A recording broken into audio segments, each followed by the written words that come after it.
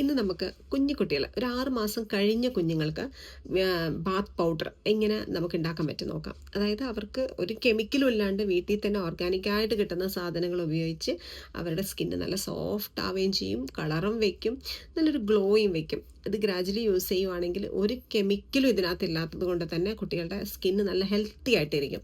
അതിന് വേണ്ടത് ഒരു 10 ഗ്രാം ചെറുപയർ പൊടി, 10 ഗ്രാം കടലപ്പൊടി, പിന്നെ 10 ഗ്രാം റോസാപ്പൂവ്, പനിനീര് ഉണക്കി പൊടിച്ച പൗഡർ. അത് നമുക്കിപ്പോൾ സൂപ്പർ മാർക്കറ്റിലൊക്കെ വാങ്ങാൻ കിട്ടുന്നുണ്ട്. റോസാ പൂവിൻ്റെ പൗഡർ. അതുപോലെ തന്നെ കസ്തൂരി മഞ്ഞൾ.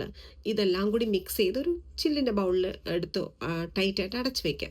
കുളിക്കുന്നതിന് കുറച്ച് എണ്ണയൊക്കെ തേപ്പിച്ച് കുട്ടികളെ കുളിക്കുന്ന സമയത്ത് ഇത് നമുക്ക് ഒരു റോസ് വാട്ടറിൽ ഒന്ന് മിക്സ് ചെയ്ത് ചാലിച്ച് നമുക്ക് കുട്ടികളെ നല്ല സോഫ്റ്റായിട്ട് മസാജ് കൊടുത്ത് കുളിപ്പിച്ചെടുക്കാവുന്നതാണ്.